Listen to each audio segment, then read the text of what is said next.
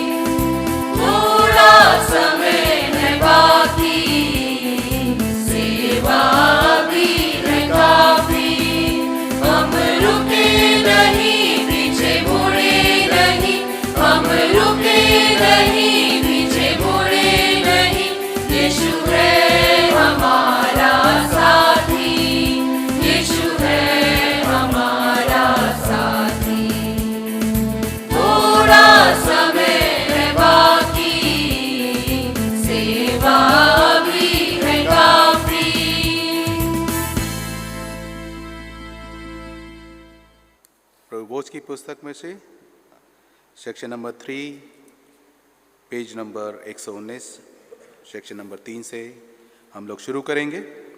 हमारे खुदावन यीशु मसीह का अनुग्रह, परमेश्वर पिता का प्रेम और पवित्र आत्मा की सहभागिता आप सबके साथ हो। सर्वशक्तिमान परमेश्वर, आपके सम्मुख सबके हृदय खुले हैं। आप सबकी अभिलाषाओं को जानते हैं और आपसे कोई भी भेद छिपा नहीं है। अपने पवित्र आत्मा की प्रेरणा से हमारे हृदय के विचारों को शुद्ध कीजिए, ताकि हम आपसे पूर्ण रूप से प्रेम करें और योग्य रीति से आपके पवित्र नाम की स्तुति करें, हमारे प्रभु यीशु मसीह के द्वारा। आमीन। स्वर्ग में परमेश्वर की महिमा और पृथ्वी पर उसके लोगों को शांति। हे प्रभु परमेश्वर, स्वर्ग एक राजा, सर्वशक्तिमान पिता परमेश्वर, हम आपकी आराधना करते, आपको धन्यवाद देते और आपकी महिमा के कारण आपकी स्तुति करते हैं। हे प्रभु यीशु मसीह, परमेश्वर पिता के इकलौते पुत्र, हे प्रभु परमेश्वर, हे परमेश्वर के मेमने, आप जगत का पाप उठा ले जाते हैं, हम पर दया कीजिए। आप पिता की दाहिनी ओर विराजमान हैं, हमारी प्रार्थना स्वीकार कीजिए, क्योंकि केवल आप ही पवित्र हैं, आप ही प्रभु हैं, आप ही यीशु मसीह पवित्र आत्मा के साथ परमेश्वर पिता की महिमा में परम उच्च हैं। आमीन। ये प्रार्थना करें। धन्यवाद अनुग्रहकारी पिता परमेश्वर, धन्यवाद देते हैं आज के इस सुंदर दिन के लिए कि प्रभु जी हम लोग एक संगति में होकर आपकी स्तुति आराधना कर सकते हैं। होंदे पिता परमेश्वर, आज हम जो भी तेरे वचन से हम लोग पढ़ते हैं, सुनते हैं प्रभु जी, उसको अपने दिलों में हम लोग उसको ग्रहण करने वाले हों और उसके अनुसार अपने जीवन को व्यतीत करने वाले हों। प्रभु जी हमारे कानों को खोलें, हमारे हृदय को खोलें पिता परमेश्वर, ताकि तेरे वचन पर जो भी मनन चिंतन किया जाए उसके द्वारा से प्रभु जी हमारे जीवन फ्रूटफुल होने पाएँ और अपने जीवन में तेरे वचनों को हम आत्मसात कर सकें। प्रभु जी इस आराधना को और प्रत्येक जीवन को प्रभु जी, प्रत्येक व्यक्ति को प्रभु जी जो यहाँ पर मौजूद है, हर एक के लिए प्रार्थना करते हैं, अपनी आशीषें उनको प्रदान कीजिए और प्रभु जी अपनी इच्छा मर्जी के मुताबिक चलने के लिए उनको सामर्थ्य और बुद्धि और ज्ञान दीजिए। सारा आदर महिमा आपको देते हैं। प्रार्थना को अपने उद्धारकर्ता खुदा यीशु मसीह के नाम से मांगते हैं, आमीन। आज की विशेष प्रार्थना। हे प्रभु, स्मरण कीजिए कि आपने हमारे लिए कितना कुछ किया है, यद्यपि हम उसके योग्य भी नहीं थे। प्रभु, आपने हमें अपनी सेवा हेतु बुलाया है, अब हमें अपनी सेवा के योग्य बनाई है, हमारे प्रभु यीशु मसीह के द्वारा, जो आपके और पवित्र आत्मा के साथ एक परमेश्वर है, अब और सदा सर्वदा जीवित और राज्य करते हैं, आमीन। मंडली के पर बैठे, इस समय बाइबल के पाठ पढ़े जाएंगे।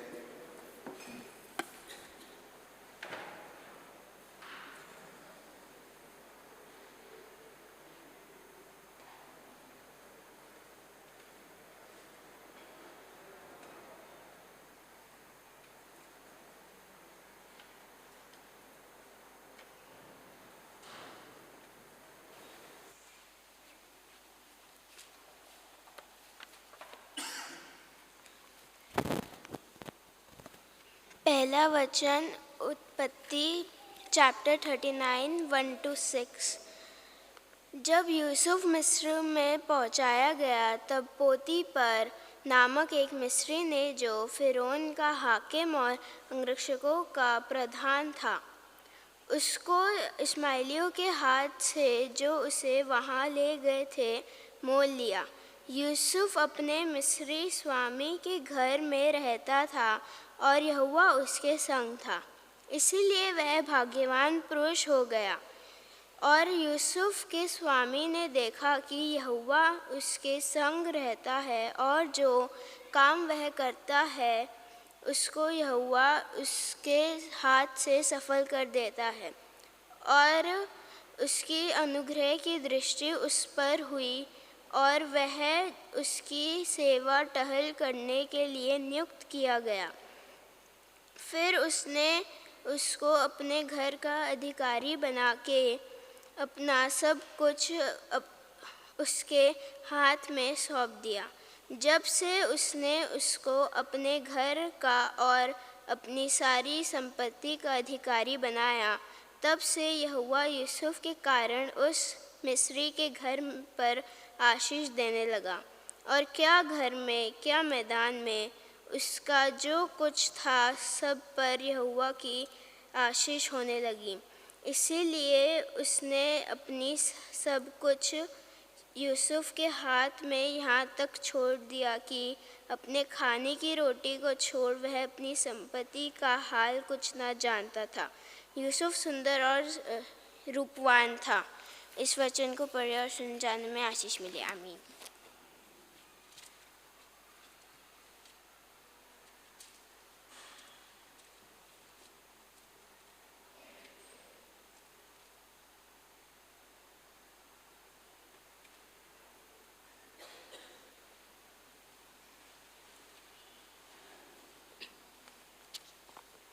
भजन संहिता 92 1 और 2 और 12 से 15। Psalms 92 1 and 2 and 12 to 15।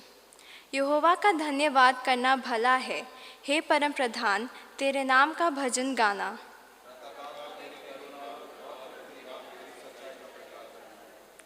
धर्मी लोग खजूर के समान फूले फलेंगे और लबानोन के देवदार के समान बढ़ते रहेंगे।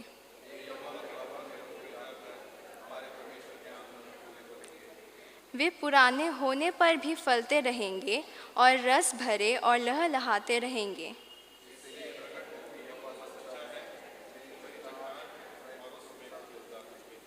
पिता पुत्र पवित्र आत्मा की महिमा हो। आमीन।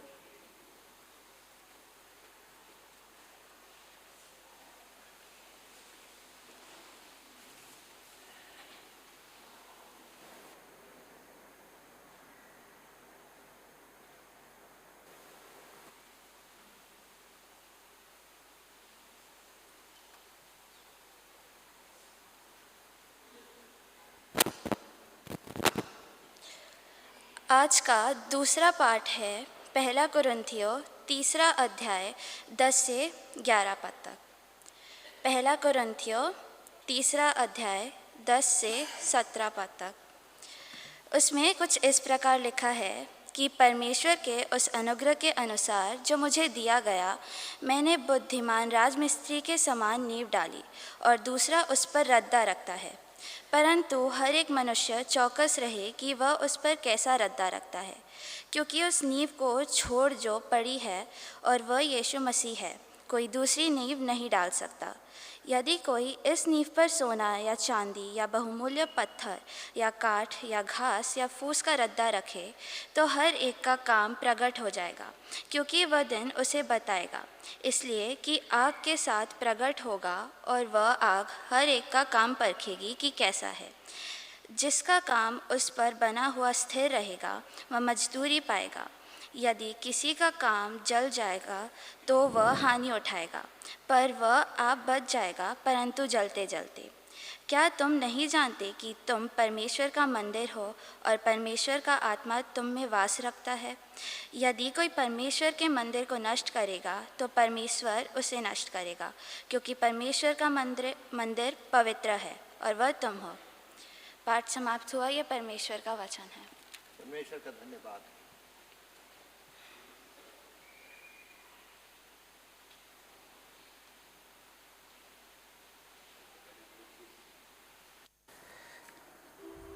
आइए हम लोग सुसमाचार पाठ में जाएं। इससे पहले हम लोग अपने स्थान पर खड़े हों और प्रभु की महिमा के लिए एक और गीत गाएंगे।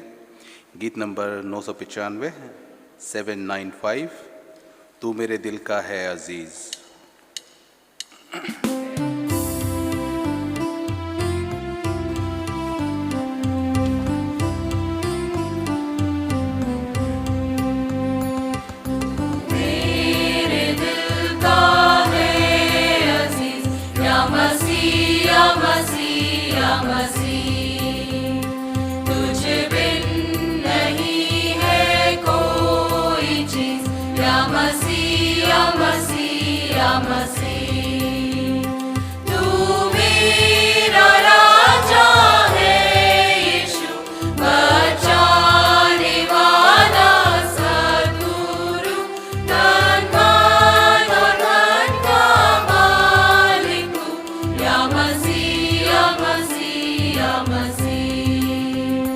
Oh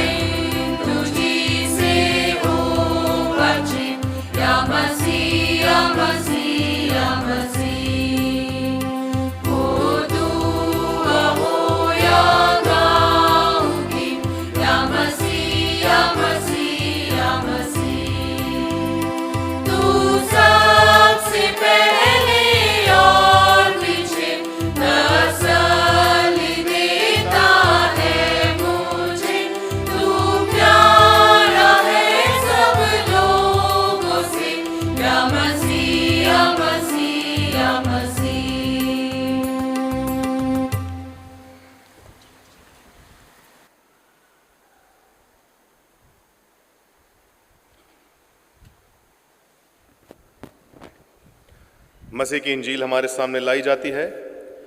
मत्ती रचित सुसमाचार उसका 25 अध्याय 14 से लेकर 30 पद तक। हे प्रभु यीशु मसीह तेरी महिमा हो।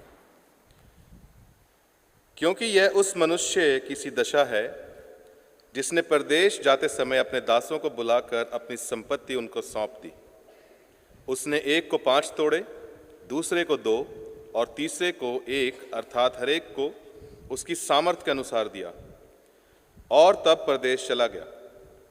तब जिसको 5 तोड़े मिले थे उसने तुरंत जाकर उनसे लेन देन किया और 5 तोड़े और कमाए। इसी रीति से जिसको 2 मिले थे उसने भी 2 और कमाए, परंतु जिसको 1 मिला था उसने जाकर मिट्टी खोदी और अपने स्वामी के रुपए छुपा दिए। बहुत दिनों के बाद उन दासों का स्वामी आकर उनसे लेखा लेने लगा।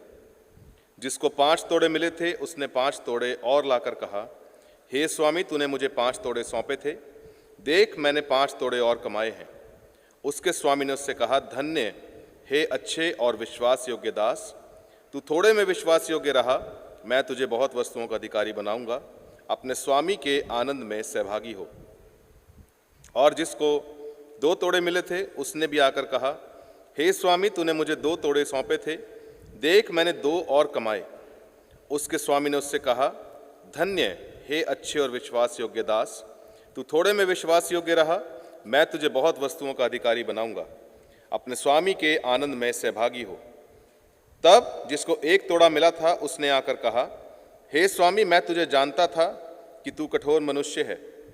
तू जहाँ कहीं नहीं बोता वहाँ काटता है और जहाँ नहीं छींटता वहाँ से बटोरता है।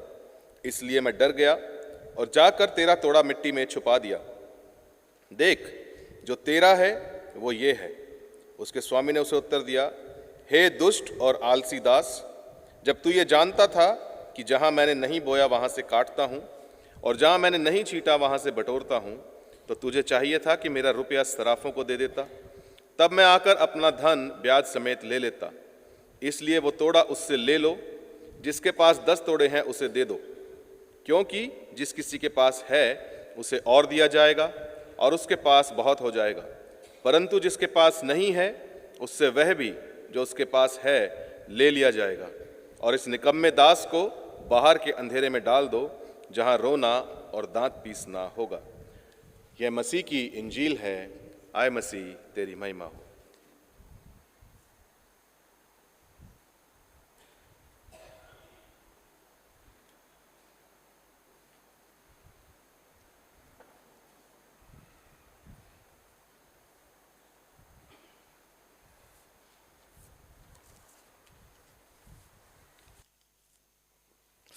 कृपा बैठिए।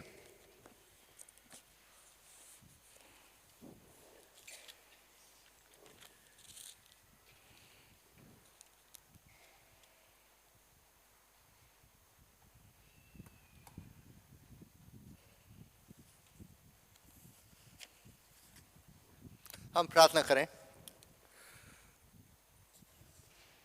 प्रभु जी, आप हमारे कानों को खोलिए कि हम आपके वचन को सुने, हमारी बुद्धि खोलिए कि हम उसको समझें, और हमारे दिलों को खोलिए कि हम उसको अपनी ज़िंदगी में उतार सकें। ये प्रार्थना हम प्रभु यीशु मसीह के नाम से मांगते हैं, आमीन।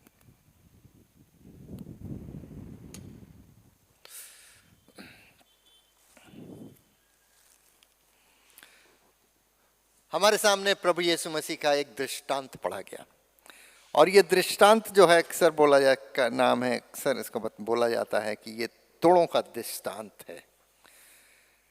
और तोड़े क्या चीज थे? तोड़े जो थे वो सिक्के थे, सिक्के हुआ करते थे चांदी के, लेकिन उन सिक्कों का जो मूल्य था वो बहुत ज़्यादा हुआ करता था। तो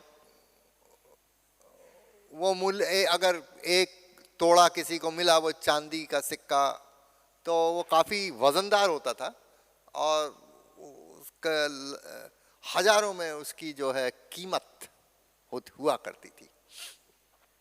तो ये तोड़ों का एक कहानी यीशु मसीह ने बताई, और ये जब कहानी लिखी गई थी जब मत्ती अपनी इंजील लिख रहे थे तो यीशु मसीह को आसमान में उठाए गए 50 साल 40 साल हो चुके थे और दुनिया में एक नई कलीसिया थी और उस नई कलीसिया के लोगों को बहुत कुछ सीखना था और समझना था। तो जो ये इंजील लिखने वाले जब इंजील लिख रहे थे तो वो जिस चर्च को, जिस कलीसिया के लिए, जिन लोगों के लिए वो इंजील लिख रहे थे, वो जो नए मसीही पहली शताब्दी के थे, तो उनको ध्यान में रखते हुए लिख रहे थे कि उनको कितना, कौन सी चीज जरूरी है समझना।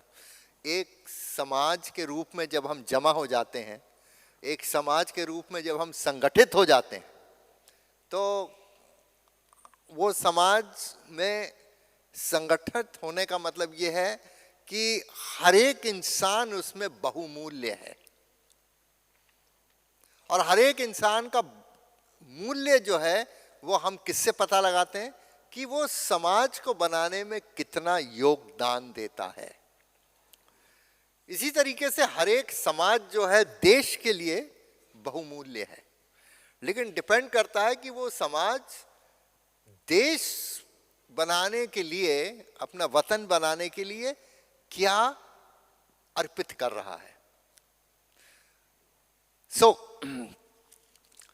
ये बात सच है कि भारत में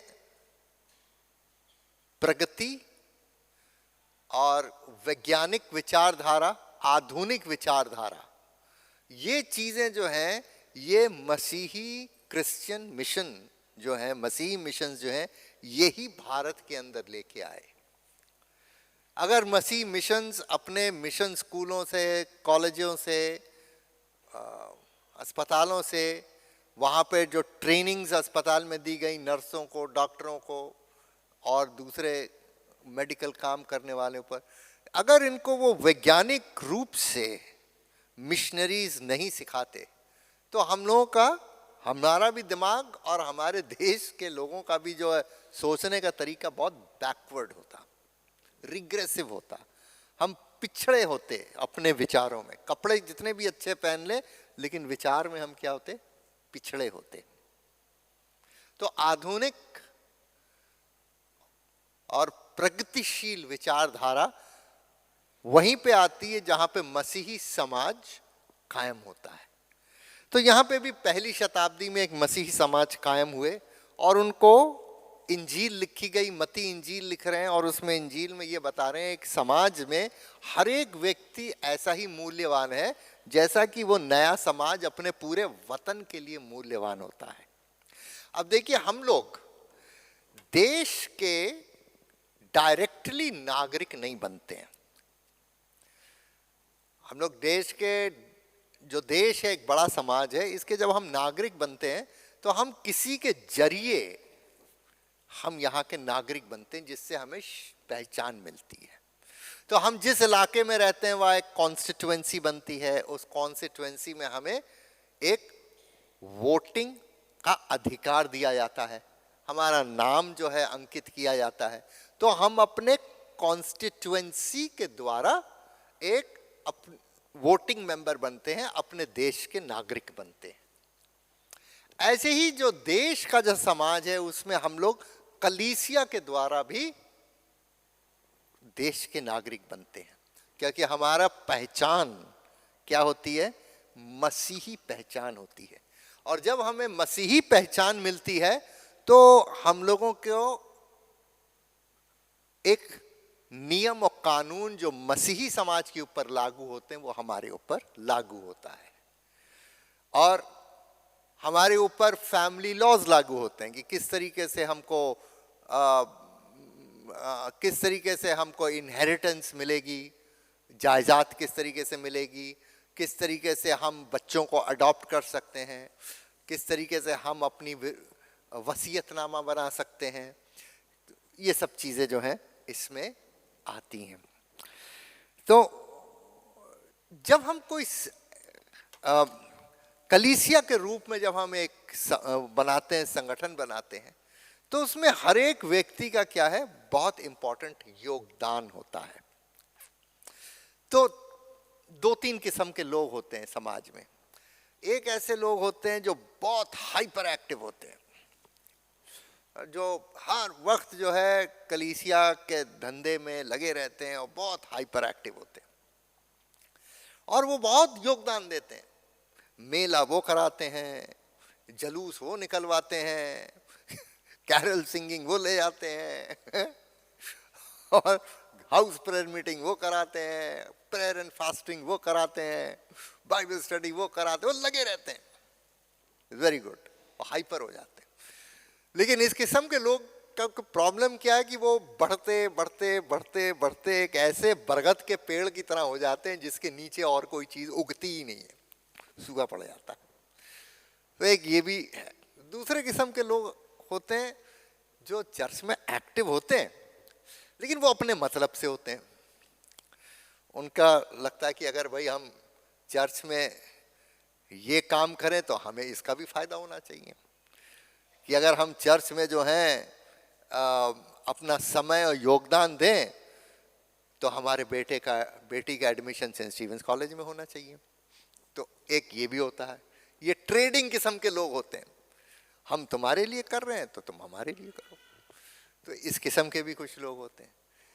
तीसरे किस्म के लोग होते हैं तो वो कहते हैं भाई जो चीज मेरी है वो मेरी है, जो चीज आपकी वो आपकी है। हम ज्यादा एक्टिव कलीसिया में नहीं रहते हैं, तो वो आते हैं चर्च, दुआ करते हैं, चले जाते हैं, लेकिन वो ज्यादा एक्टिव नहीं होते। वो ऐसे नहीं कि हम कुछ करें और हमें भी कुछ फायदा हो, वो उस टाइप के भी नहीं है।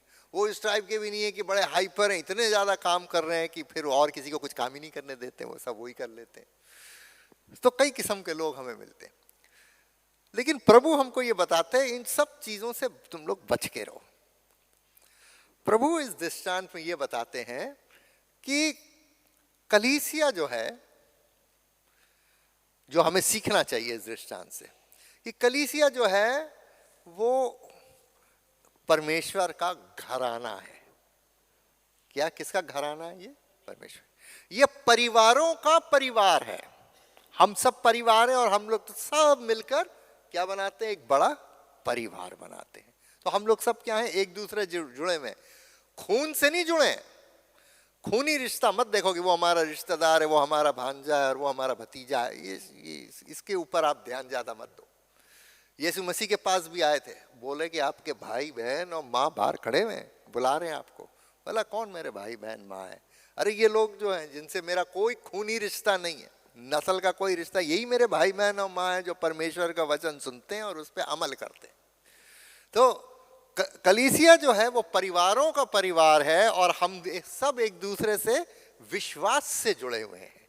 हम सब एक ही कहानी को सुनते हैं और उसको मानते हैं कि खुदावंद यीशु मसीह हमारे लिए आए, मसीह हमारे लिए क्रूस पर मारे गए, मसीह फिर आने वाले हैं।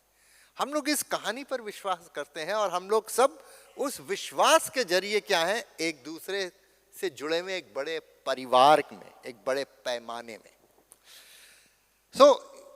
इसमें प्रभु के इस तोड़ों की कहानी से हम ये सीखते हैं हर एक इंसान इंपॉर्टेंट है। हर एक व्यक्ति इस परिवार का एक इंपॉर्टेंट व्यक्ति है, एक महत्वपूर्ण व्यक्ति है। क्यों? क्योंकि हम हर एक इंसान के पास कुछ ऐसी ऐसी चीजें खुदा ने दी हैं जो दूसरा नहीं दे सकता। तो हम एक दूसरे के ऊपर क्या हो जाते हैं? इंटरडिपेंडेंट हो जाते हैं। अंग्रेजी का एक शब्द है इंटरडिपेंडेंट। एक दूसरे के ऊपर हम आश्रित रहते हैं। और ये चीज हमें समझना चाहिए कि इंसान एक दूसरे पर आश्रित रहता है तभी उसकी जरूरतें क्या होती हैं? पूरी होती हैं। तो ये चीज हमें सीखना है।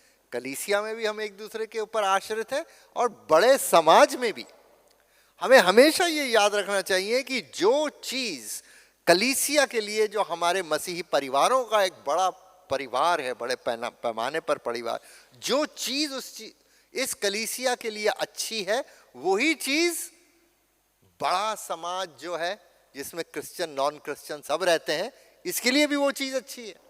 अगर हम लोग कलीसिया में ये रियलाइज करें, ये समझें कि हम आश्रित हैं एक दूसरे के ऊपर, तो बाहर भी हमें लोगों को सिखाना है कि सब एक दूसरे के ऊपर आश्रित हो, चाहे वो किसी भी मजहब का हो या कोई मजहब मानता भी ना हो, सभी कोई क्या है, एक दूसरे पे आश्रित है।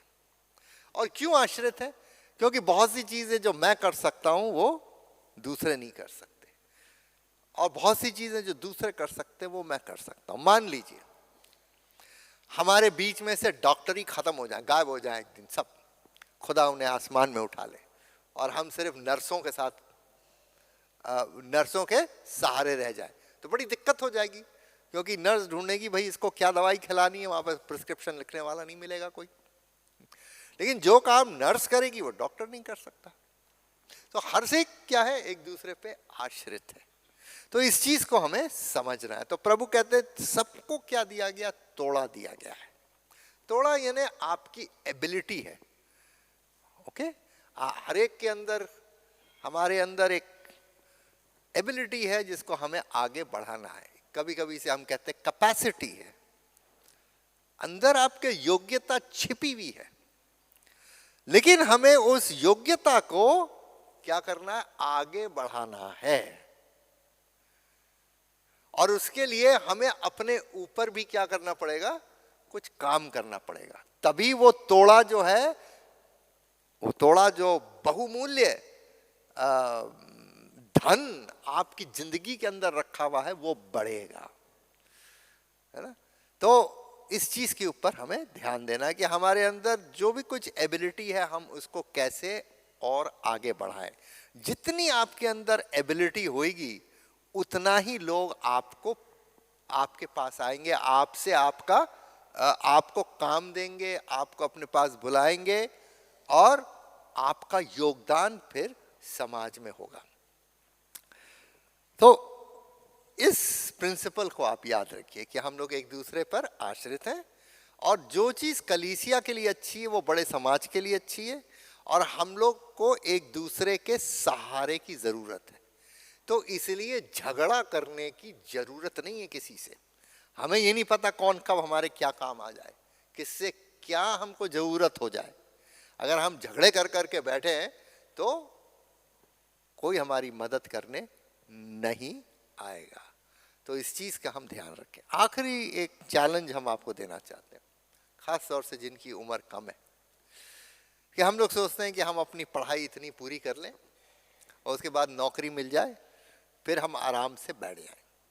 तो इतना आराम करने से काम नहीं चलेगा। हमारी जो मसीही कलीसिया है, कौम है, ये कोई बहुत अमीर कौम नहीं है। हम लोग सब जो हैं कुआं खोद के पानी पीने वाले लोग हैं। हम मेहनत करते हैं रोज, और शाम को हम उस कुएं का पानी पीते हैं। We are all hard working people. तो हम अपना भविष्य कैसे बनाएं? हम भविष्य बना सकते हैं, क्योंकि यीशु मसीह ने हमारे लिए एक सुनहरा भविष्य बनाया है। तो हम भी यीशु मसीह के साथ इस दुनिया में भी अपने लिए एक बहुत अच्छा भविष्य बना सकते हैं। तो अगर हमारे पास, हम धनी लोग नहीं हैं, हमारे पास ज़मीनें नहीं हैं, हमारे पास कंपनीज नहीं है, हमारे पास बिजनेस नहीं है, हमारे पास दुकानें नहीं हैं, अगर हैं तो बहुत छोटे लेवल की हैं, लेकिन हमारे पास एक चीज़ है, एक धन है, और वो है दिमाग। वो है दिमाग। तो हम लोग ऐसा ना सोचें कि हमने कॉलेज कर लिया, यूनिवर्सिटी कर ली, नर्सिंग ट्रेनिंग ले ली, बीएड कर लिया, ये कर लिया, ये छोटी चीज़ें करके बैठ गए और उससे हम कमा सकते हैं, ज़िंदगी बिता सकते हैं। नहीं, हमें ये सोचना चाहिए इस लाइन में हम सबसे आगे कैसे बढ़ सकते हैं। अगर हम टीचर हैं तो बीएड करके हमें नहीं बैठ जाना चाहिए। वो तो ठीक है, आपको स्कूल में नौकरी मिल सकती है, आप इंग्लिश ऑनर्स कर लो, बीए कर लो, हिस्ट्री ऑनर्स कर लो, फिर बीएड कर लो। नहीं, मुझे इस चीज़ में पीएचडी की महारत हासिल करनी है। हर एक मसीही व्यक्ति, नौजवान के पास ये होना चाहिए कि मुझे इस चीज़ में अव्वल है और सबसे हाईएस्ट डिग्री जो मिलेगी वो मुझे लेनी है। तब हमारी कौम क्या कहलाएगी? ज्ञानियों की कौम कहलाएगी। These are the people with wisdom, क्योंकि ये पढ़े लिखे लोग हैं। और जब हम ये समझ जाते हैं कि हम पढ़े लिखे लोग हैं, तब हमें समझ में आता है कि हमें एक और कदम लेना है। अब पढ़े लिखे लोगों के बाद हमें क्या कदम होना, क्या हमें बनना है? पढ़े लिखे लोग कौन होते हैं? जो किताब लेते हैं और पढ़ते हैं। लेकिन इसके आगे क्या है कि आप लिखे पढ़े लोग हो। आप खुद अपनी किताबें लिखो, अपना इतिहास लिखो, अपने गाने लिखो, अपनी प्रार्थनाएं लिखो, अपने विचार लिखो। जर्नलिस्ट बनो, मीडिया में जाओ, अखबारों में लिखो, हर चीज में अव्वल हिस्से पे जाओ। और लोग जब भी हमको हायर करेंगे, हमको भाड़े पे रखेंगे, हमको नौकरी पे रखेंगे, जब हमारे पास क्रेडेंशियल होंगे। क्रेडेंशियल मतलब अगर आपने एमए करा है, बीएड करा, उसका एक सर्टिफिकेट तो होना चाहिए ना। तो सब करो। यही हमारे पास तोड़ा है। हमारे मसीह समाज में जो एक तोड़ा है, वो ये 5 तोड़ों से भी बढ़कर है, और वो है हमारा दिमाग। क्रिश्चियंस के पास बहुत अच्छा दिमाग है, लेकिन हमने उस दिमाग को क्या करा हुआ है? दबा के रखा है। हम आगे के स्तर की पढ़ाई रोक लेते हैं, हम आगे अपने आप को बढ़ाते नहीं हैं। हमें जितनी डिग्रियां मिल सकती है हम उसको नहीं लेते हैं। जितनी सरकार की तरफ से हमको फैसिलिटी मिलती है स्कॉलरशिप की, आप जाके पूछो माइनॉरिटीज कमीशन ने, मुसलमान अपना पैसा ले जाते हैं सरकार से, अपनी स्कॉलरशिप्स ले लेते हैं, अपनी वजीफे ले लेते हैं। क्रिश्चियंस का कोई नहीं आता, वो पैसा जितना अलॉट होता है वो पैसा भी वापस गवर्नमेंट चला जाता है, क्योंकि क्रिश्चियंस वहाँ पे जाके अपना फ़ायदा उठाए नहीं, उन्होंने अपना हक मांगा ही नहीं, उन्होंने अपने वजीफे लिए नहीं, उन्होंने अपनी क्रिश्चियंस के लिए जो सीटें थी उसको, उन्हें पता ही नहीं क्या हो रहा है। तो दरवाजे जाके खटखटाओ, पता करो कि सरकार क्रिश्चियन माइनॉरिटी के लिए क्या क्या दे रही है। दूसरों के सहारे मत रहिए कि वो हमें बताएगा, खुद पता करो और उसके वो चीज जाके लो, अपना हक लो और आगे बढ़ो। यही तोड़ा है जिससे हम अपने समाज को इतना सक्षम बनाएं कि लोग कहें कि ये देश की प्रगति और उन्नति के लिए मसीही कौम बहुत जरूरी है। आज तक हमारा योगदान रहा है देश को, समाज को आगे बढ़ाने में, और हमारा योगदान आगे भी रहना चाहिए। याद रहे कि इंडिया में एजुकेशन लाइन में 20-22% इंस्टीट्यूशंस क्रिश्चियंस के हैं। सिर्फ 2% कौम कितने परसेंट इंस्टीट्यूशन चला रही है? 22%। किसके? एजुकेशन के, स्कूल, कॉलेज, यूनिवर्सिटीज, सिर्फ 2% लोग। तो हम और कितना प्रोग्रेस कर सकते हैं, लेकिन इतना हम 22% हमारी इंस्टीट्यूशंस है, लेकिन हमारी कौम जो है जितनी पढ़ी लिखी होनी चाहिए उतनी है नहीं। कहीं ना कहीं हम लोग चूक रहे हैं। इसके बारे में सोचिए और अपने बच्चों के ऊपर, जो आने वाले पीढ़ी है, उसको इसके ऊपर ध्यान दीजिए कि ये तोड़ा जो दिमाग का खुदा ने हमें दिया है, ये कहीं हम दबा के इसको भूल ना जाए। प्रभु आप लोग सबको आशीष दे। हम प्रार्थना करें। प्रभु जी, हमने आपके वचन से जो प्रेरणा प्राप्त कर रही है, होने दे प्रभु जी कि हम उसको अपने जीवन में पूर्ण कर सकें। प्रार्थना प्रभु यीशु मसीह के नाम से मांगते हैं, आमीन।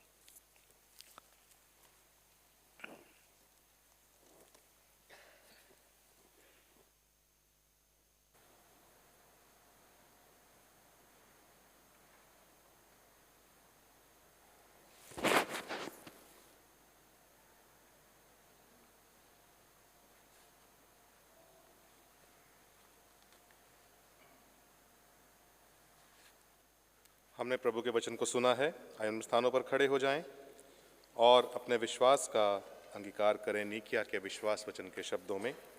सफ़ा नंबर 122, सेक्शन क्रमांक 14। हम एक परमेश्वर सर्वशक्तिमान पिता पर विश्वास करते हैं। वो स्वर्ग और पृथ्वी का और समस्त दृश्य एवं अदृश्य वस्तुओं का करता है। हम एक प्रभु यीशु मसीह पर विश्वास करते हैं। वो परमेश्वर का इकलौता पुत्र, सर्वयुगों से पहले पिता से उत्पन्न, परमेश्वर से परमेश्वर, ज्योति से ज्योति, सत्य परमेश्वर से सत्य परमेश्वर, कृत नहीं वरन उत्पन्न है। उनका और पिता का एक तत्व है। उन्हीं के द्वारा सब वस्तुएं बनी। हम मनुष्य के लिए और हमारे उद्धार के निमित्त वह स्वर्ग से उतर आए। पवित्र आत्मा की सामर्थ्य से वो कुंवारी मरियम से जन्मे और मनुष्य बने। पिलातुस के शासन वह हमारे लिए क्रूस पर चढ़ाए गए। उन्होंने दुख भोगा, वो मरे और गाड़े गए। पवित्र शास्त्र के कथन के अनुसार वह तीसरे दिन जी उठे और स्वर्ग पर चढ़ गए और पिता की दाहिनी ओर विराजमान हुए। वह जीवितों और मृतकों का न्याय करने के लिए महिमा के साथ फिर आएंगे और उनके राज्य का कभी अंत न होगा। हम पवित्र आत्मा पर विश्वास करते हैं। वो प्रभु और जीवन दाता है। वो पिता और पुत्र से निकलता है। पिता और पुत्र के साथ उनकी आराधना स्तुति की जाती है। नबियों के द्वारा बोले, हम एक पवित्र सार्वलौकिक और प्रेरित कलीसिया पर विश्वास करते हैं। हम पापों की क्षमा के लिए एक बपतिस्मे को मानते हैं। हम मृतकों के पुनरुत्थान की और आने वाले युग के जीवन की प्रतीक्षा करते हैं। आमीन। जमात मेहरबानी से बैठ जाए। सूचनाएं। खुदावंद के लोगों, आने वाली 26 तारीख को हमारे चर्च के यूथ की तरफ से एक म्यूज़िकल प्रोग्राम ऑर्गेनाइज करा जा रहा है, जो कि शाम को 5 बजे प्रारंभ होगा। आप सबको इसमें न्योता है, आप ज़रूर से इसमें शिरकत करें। आप अगर प्यूज़ में देखेंगे, बेंचेस में देखेंगे, आपको एक वाइट कलर का एक और फ्लायर नज़र आएगा। आप उसको ले लें और उसको गो थ्रू करें, उसको पढ़ें। उसमें आने वाले समय में जितने भी हमारे प्रोग्राम्स लाइंड अप हैं उनका उल्लेख आपको मिलेगा।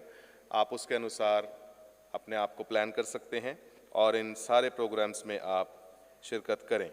खुदावंद के लोगों, आने वाले संडे को एक कंबाइंड सर्विस है, क्योंकि आने वाले संडे पे हमारे चर्च की एजीएम है। तो आने वाले संडे पे जो सर्विस होगी वो 9:30 बजे प्रातः प्रारंभ होगी। कृपया करके अपने जहन में इस समय को रखें कि 9:30 बजे एक ही सर्विस, कंबाइंड सर्विस रहेगी और उसके बाद हम सब एजीएम में भागीदारी देंगे। खुदावंद के लोगों, जब आप बाहर जाएंगे तो आपको नोटिस बोर्ड पे इलेक्ट्रोल देखने को मिलेगा। आप उसको ज़रूर से देख लें और अपना नाम चेक कर लें। यदि किसी तरह का करेक्शन रिक्वायर्ड है या कुछ और खामी उसमें आपको नज़र आती है तो आप इमीडिएटली ऑफिस में कांटेक्ट करें और अपने नाम को आप उसमें अपडेट करवा लें, क्योंकि 14 तारीख के बाद उसके अंदर किसी तरह का रेटिफिकेशन नहीं हो पाएगा। जैसे कि आप लोग जानते हैं कि आने वाले संडे पे हमने एजीएम, अपने चर्च की हमारी एजीएम ड्यू है और उसके साथ ही इलेक्शंस भी हैं।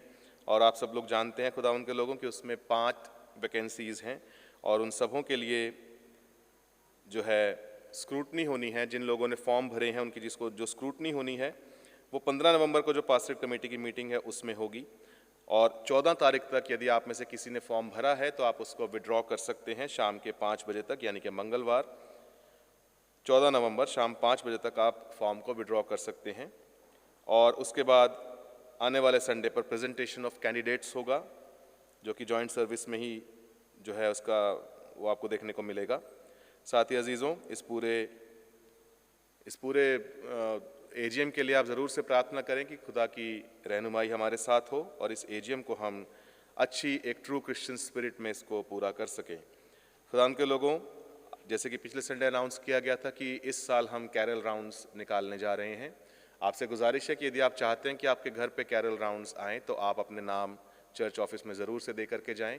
और टेंटेटिव जो टाइम, जैसे कि पिछली बार भी हमने बताया था, टेंटेटिव डेट्स जो रहेंगी वो 12 से लेकर के 15 दिसंबर तक रहेंगी।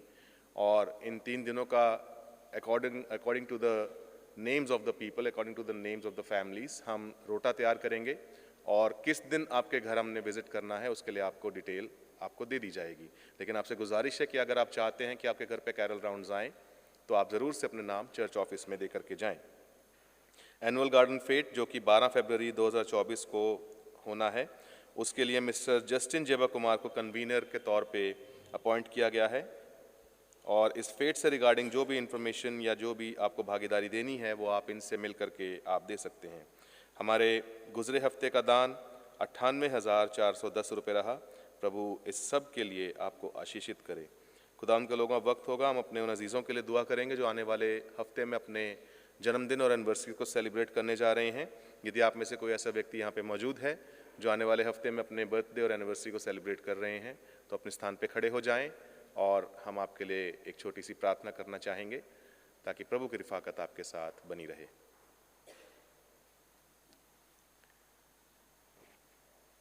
दुआ करें। खुदा हम आपके शुक्रगुजार हैं आपकी उन सारी बरकतों आशीषों के लिए जो अपने लोगों के जीवनों पे आप उतारते हैं। समय दर समय आपने अपने लोगों को संभाला, बढ़ाया और खुदा अपनी जिंदगानियों में इन्होंने अपनी उन आशीषों को पाया जो आपने इनके लिए ठहराई हुई थी। पिता, हम आपको धन्यवाद देना चाहते हैं खुदावंद आपकी हर उस भलाई के लिए जो आज तक आपके नज़ीज़ों के हमारी नज़ीज़ों की जिंदगानियों में होती रही हैं। पिता, हम आपके हाथों में सौंप देना चाहते हैं इन तमाम लोगों को। पिता, साथ ही उन तमाम लोगों को जो मेरे बाप आसमानी आने वाले हफ्ते में अपने जन्मदिन और एनिवर्सरीज को सेलिब्रेट कर रहे हैं। पिता, खुदावंद होने दीजिए कि जब ये एक और साल की आशीष को अपनी ज़िंदगियों में पाते हैं तो ये आने वाला साल इन सबों के लिए बाइस बरकत बने और ये इस आने वाले साल में पिता परमेश्वर जी ना सिर्फ दुनियावी रीति से आगे बढ़ें बल्कि मेरे बाप आसमानी आत्मिक दृष्टि से भी पिता परमेश्वर जी ये आने वाला साल इनके लिए खुदावंद खुशगवारी लाए। पिता परमेश्वर, और पहले से अधिक ये आपको जानने वाले, पहले से अधिक आपको प्रेम करने वाले और पहले से अधिक आपके धन्यवादी होने वाले बने। पिता परमेश्वर जी, खुदावंद हम इन सबों को, इनके परिवारों को, इनकी ज़रूरतों को और खुदा हमारी इस पूरी मंडली को आपके हाथों में सौंप देना चाहते हैं और इस दुआ को हम मांगते हैं हमारे खुदावंद और मुंजी यीशु मसीह के नाम में, आमीन। Thank you. Please be seated. बैठ जाइए। वक्त होगा कि हम अपने परहित निवेदन प्रभु के सामने लाएंगे।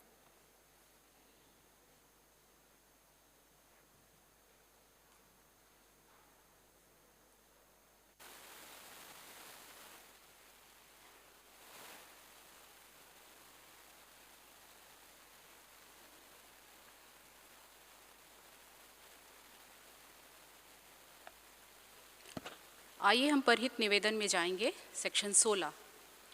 हम समस्त मानव जाति के लिए प्रार्थना करें और अपनी प्रार्थनाओं को प्रभु यीशु मसीह के निरंतर निवेदन के साथ अर्पित करें। हे पिता, हम प्रार्थना करते हैं कि समस्त संसार में न्याय और शांति स्थापित हो और प्रत्येक व्यक्ति भरपूर जीवन प्राप्त करे। हे दयावान प्रभु, उन सब लोगों के लिए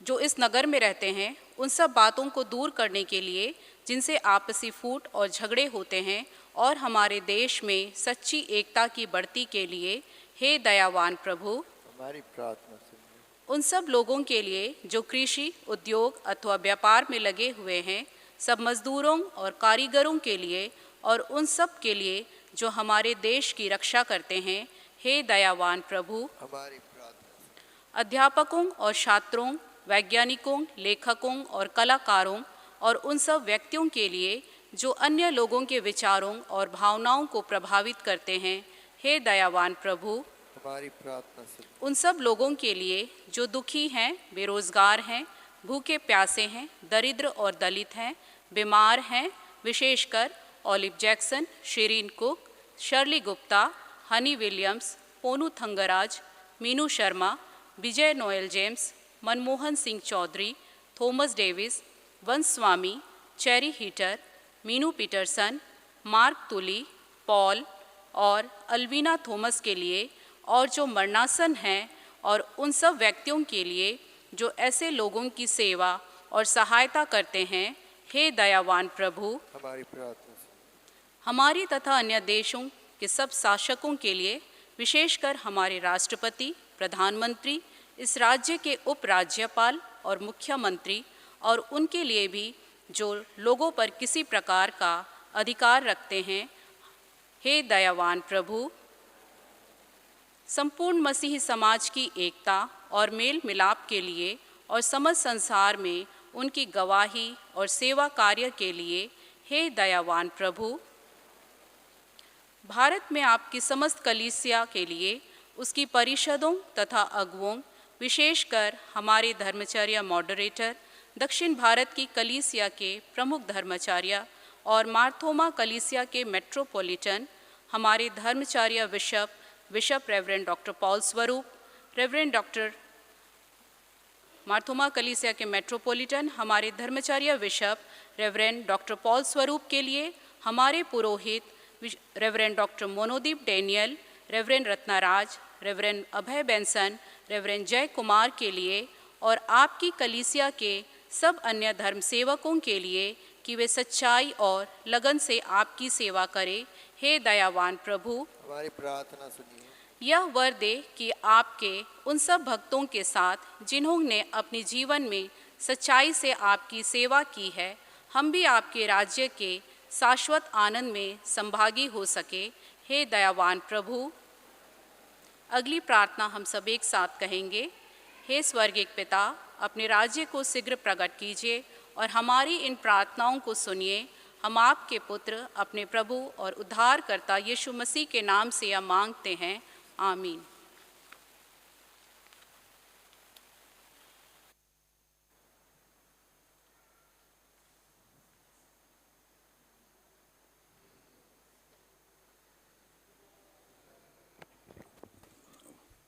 पाप स्वीकरण की प्रार्थना, पेज नंबर 129 प्रभु भोज की पुस्तक में, सेक्शन नंबर 17 से।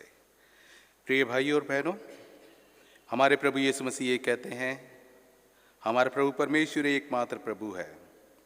तू प्रभु अपने परमेश्वर को अपने संपूर्ण हृदय, संपूर्ण प्राण, संपूर्ण बुद्धि और संपूर्ण शक्ति से प्रेम कर, ये पहली आज्ञा है। दूसरी ये है, तू अपने पड़ोसी को अपने समान प्रेम कर। इनसे बड़ी और कोई आज्ञा नहीं है। परमेश्वर ने संसार से ऐसा प्रेम किया कि उसने अपना इकलौता पुत्र यीशु मसीह दे दिया कि वे हमें पापों से बचाए, स्वर्ग में हमारे लिए निवेदन करे और हमें शाश्वत जीवन में पहुंचाए। इसलिए हम पश्चाताप और विश्वास के साथ अपने पापों को स्वीकार करें। हम परमेश्वर की कृपा से उसकी आज्ञाओं का पालन करने का और सब लोगों के साथ मेल मिलाप और प्रेम से रहने का पक्का संकल्प करें।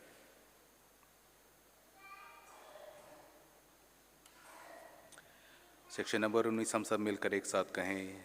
हे सर्वशक्तिमान परमेश्वर, हमारे स्वर्गिक पिता, हमने मन, वचन और कर्म से आपके विरुद्ध और एक दूसरे के विरुद्ध पाप किया है। हमने अपनी अज्ञानता और दुर्बलता के कारण और जानबूझकर भी बुराई की है और भलाई करने में असफल रहे हैं। इन सब पापों के लिए सचमुच दुखी हैं और अंतःकरण से पश्चाताप करते हैं। आपके पुत्र यीशु मसीह ने हमारे लिए अपने प्राण दिए। उन्हीं के कारण हमने जो पाप किए उनको क्षमा कीजिए और ये वर दीजिए कि भविष्य में हम नया जीवन पाकर सदा आपकी सेवा करें, ताकि आपके पवित्र नाम की महिमा हो। आमीन।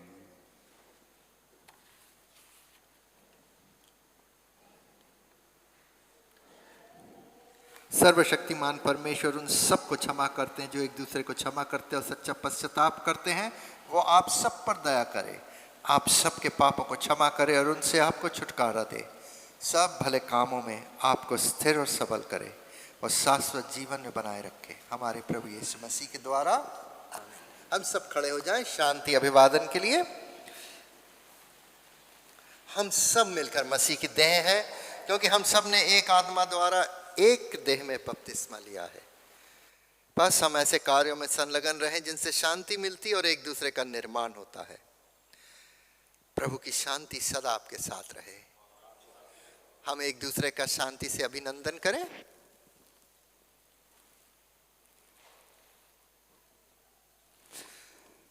हम प्रभु को अपनी भेंट लाएंगे, रोटी और दाखरस की भेंट, और उसके दौरान हम एक गीत गाएंगे। 729 729।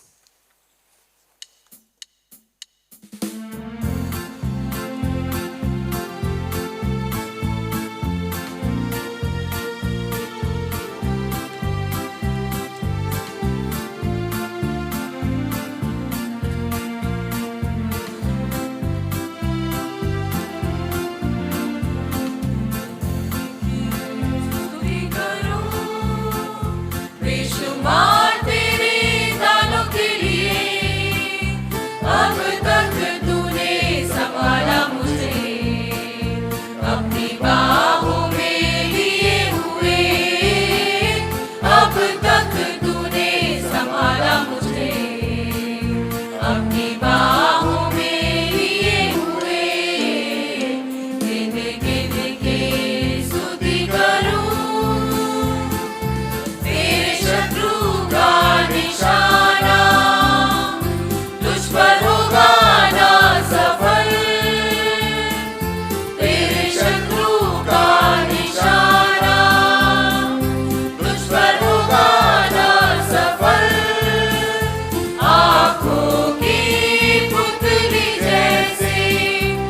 रखेगा तुझे हर पल, आँखों की पुतली जैसे वो रखेगा तुझे हर पल। गिन गिन के स्तुति करूं, आंधियाँ बन के आए जिंदगी के फिकर, आंधियाँ बन के आए जिंदगी के फिकर।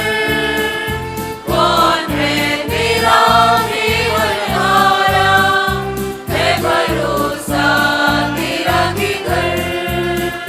कौन है तेरा केवलहारा, है भरोसा तेरा किधर।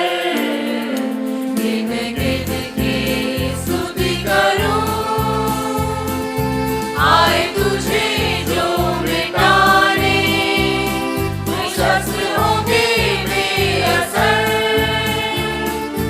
आए तुझे जो मिटाने, वो शस्त्र होंगे बेअसर। तेरा रचने वाला तुझ पर रखता है अपनी नजर। तेरा रचने वाला तुझ पर रखता है अपनी नजर। गिन गिन के स्तुति करूं, बेशुमार तेरे दानों के लिए। अब तक तूने संभाला मुझे, अपनी बाहों में लिए हुए। अब तक तूने संभाला मुझे, अपनी बाहों में लिए हुए। गिन गिन के स्तुति करूं, निशाना तुझ पर होगा ना सफल। तेरे शत्रु का निशाना तुझ पर होगा ना सफल। आँखों की पुतली जैसे वो रखेगा तुझे हर पल। आँखों की पुतली जैसे वो रखेगा तुझे हर पल। गिन गिन के स्तुति करूं, बेशुमार तेरे दानों के लिए। अब तक तूने संभाला मुझे, अपनी बाहों में लिए हुए। अब तक तूने संभाला मुझे, अपनी बाहों में लिए हुए। गिन गिन के स्तुति करूं।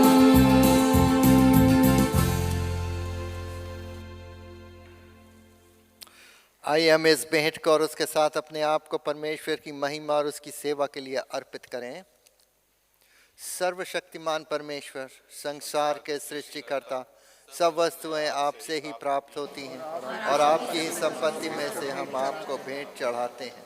हम आपसे विनती करते हैं कि आप इस दान को, रोटी एवं एक दाखरस की इस भेंट को अपने नाम की महिमा और अपने लोगों की भलाई के लिए स्वीकार कीजिए, हमारे प्रभु यीशु मसीह के द्वारा। आमीन।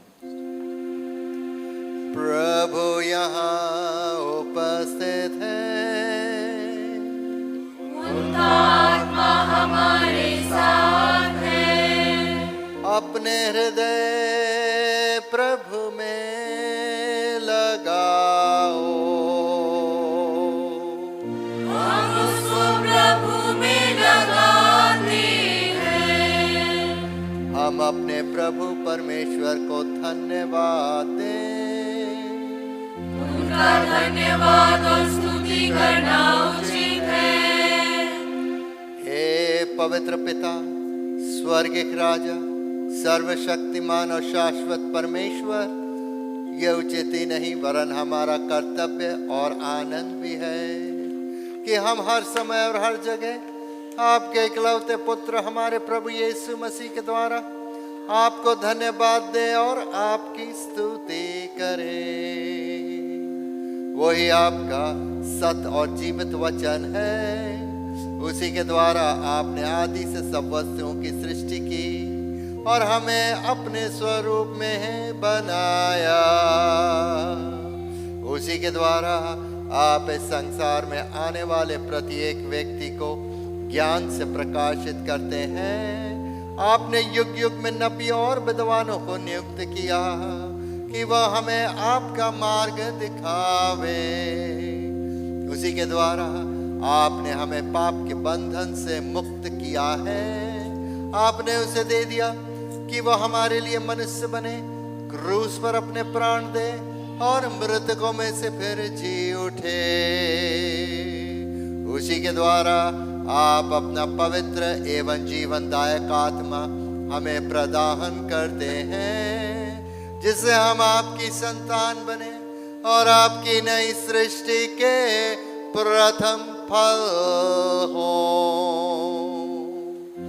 इसलिए संतों और सदूतों के साथ जो आपके सिंहासन के सामने निरंतर आपकी स्तुति करते हैं, हम भी आपके नाम की महिमा का गान करते हैं और ये कहकर आपकी सराहना करते हैं, पवित्र है, पवित्र है, पवित्र है प्रभु, प्रणामी और सर्वसम्मति परमेश्वर, स्वर्ग और पृथ्वी आपकी ऐश्वर्य से परिपूर्ण है, परम धाम में होशाना।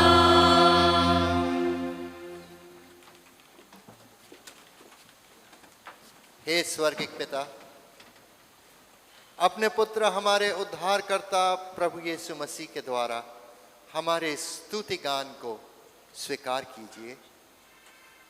हमें जो उनके नमूने पर चलते और उनकी आज्ञा का पालन करते हैं, ये वर दीजिए कि आपके आत्मा की शक्ति से रोटी और दाखरस की ये भेंट हमारे लिए उनकी देह और रक्त हो, जो हमारे लिए मरे और जी उठे। जिस रात प्रभु यीशु पकड़वाए गए, उन्होंने रोटी ली और आपको धन्यवाद देकर तोड़ी और अपने शिष्यों को दी और कहा, लो खाओ, ये मेरी देह है जो तुम्हारे लिए दी जा रही है। मेरी स्मृति में ऐसा ही किया करो।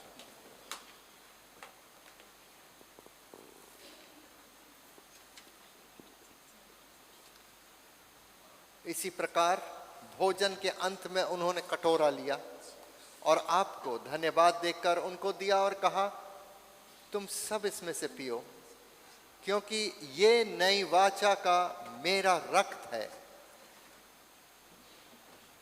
जो तुम्हारे और बहुतों के पाप क्षमा के लिए बहाया जा रहा है। तुम जब कभी इसे पियो तो मेरी स्मृति में ऐसा ही किया करो।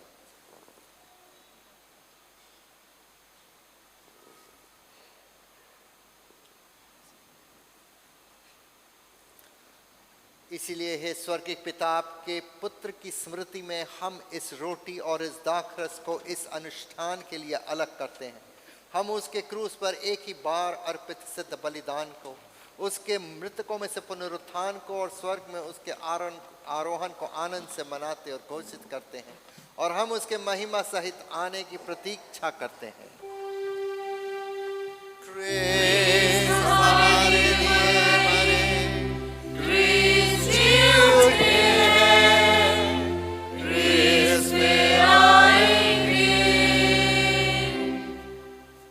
इसीलिए हे दयालु पिता, उसी हमारे महापुरोहित के द्वारा धन्यवाद एवं स्तुति की हमारी इस बलि को स्वीकार कीजिए, और जब आपकी ईश्वरीय महिमा के उपस्थिति में हम इन उपहारों को खाते और पीते हैं, तब आप हमें अपने आत्मा द्वारा नव जीवन दीजिए अपने प्रेम से प्रोत्साहित कीजिए और अपने पुत्र हमारे प्रभु यीशु मसीह की देह में हमें संयुक्त कीजिए।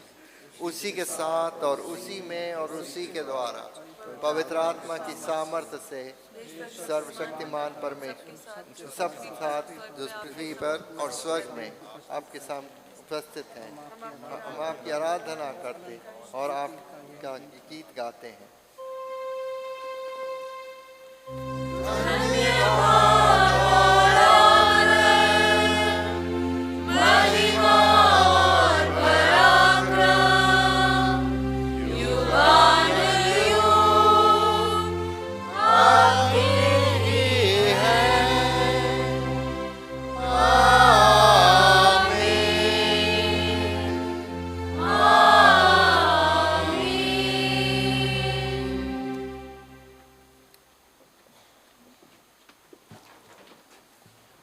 हम मसीह की देह में सहभागी होने के लिए इस रोटी को तोड़ते हैं।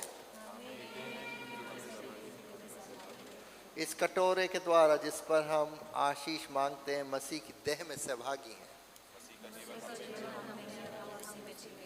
जिस प्रकार हमारे उद्धारकर्ता मसीह ने हमें सिखाया है, हम प्रार्थना करते हैं।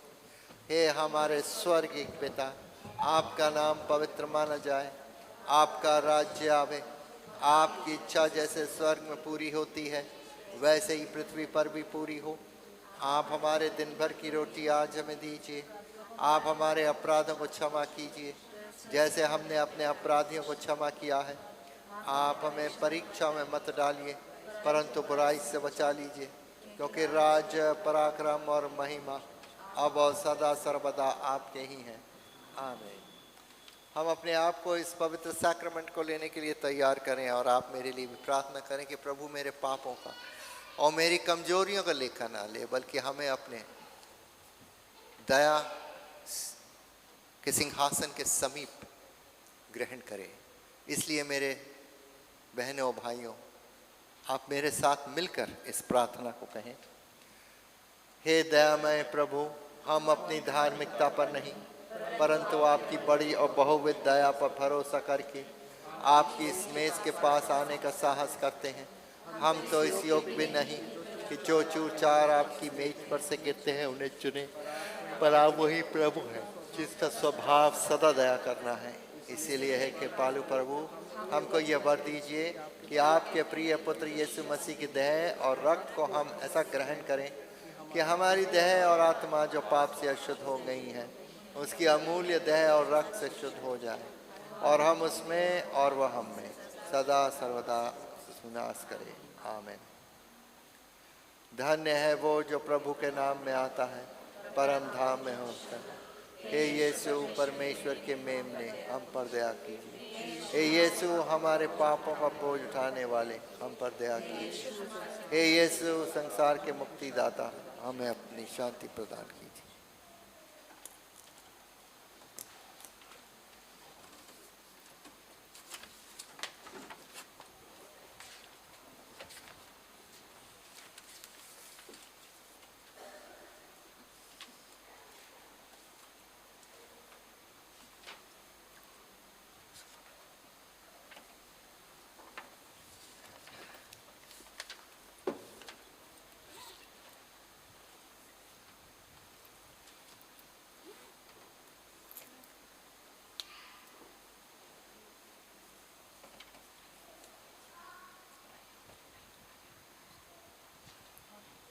हमारे प्रभु यीशु क्रिस्त का बदन जो तुम्हारे लिए दिया गया, अपने बदन और आत्मा को अनंत जीवन के लिए बचाए।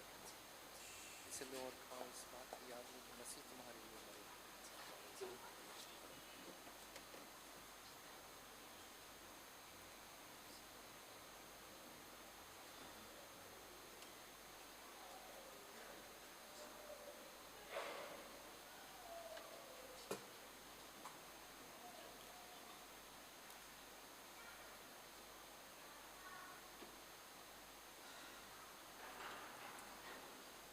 विश्वास के साथ पास आओ, हमारे प्रभु यीशु क्रिस्त के बदन को जो उसने तुम्हारे लिए दिया और उसके रक्त को जो उसने तुम्हारे लिए बहाया, ग्रहण करो।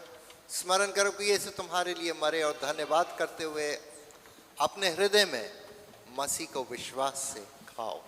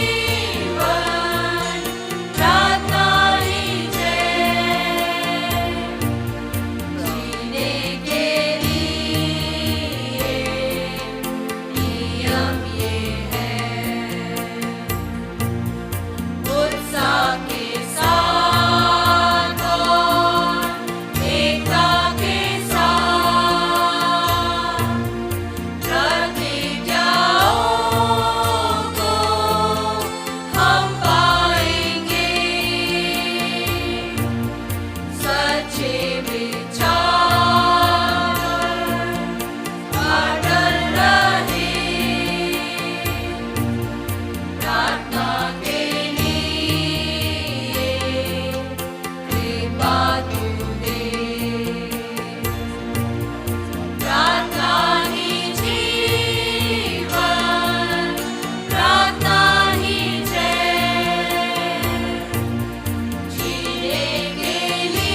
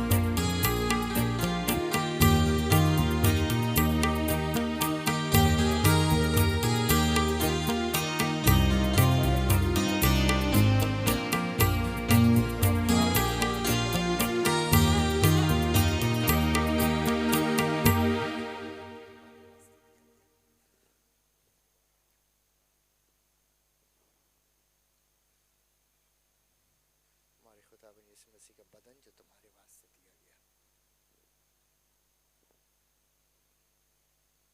हमारे खुदावन यीशु मसीह का बदन जो तुम्हारे वास्ते दिया गया, अपने बदन और रूह को अपनी जिंदगी के लिए बचाए रखो।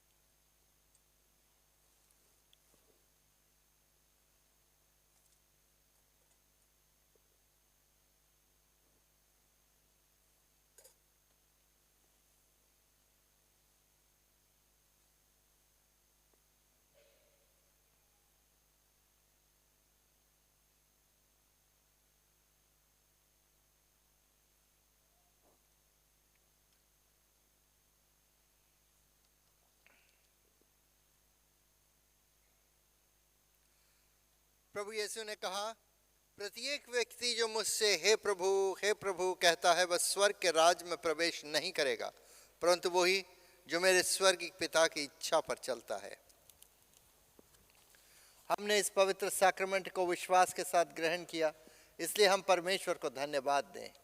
हे सर्वशक्तिमान परमेश्वर, हम आपको धन्यवाद देते हैं कि आपने अपने पुत्र यीशु मसीह की देह और रक्त के आत्मिक भोजन से हमें तृप्त किया।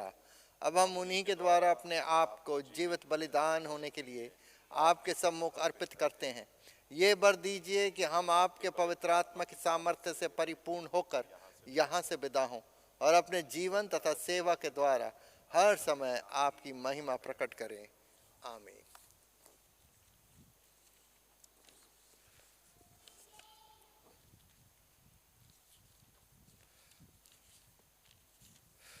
परमेश्वर की शांति जो सारी समझ के परे है, परमेश्वर के और उसके पुत्र हमारे प्रभु यीशु मसीह के ज्ञान और प्रेम में आपके हृदय और विचारों को सुरक्षित रखे, और सर्वशक्तिमान परमेश्वर पिता, पुत्र और पवित्र आत्मा की आशीष तुम पर हो, तुम्हारे साथ सदा सर्वदा रहे।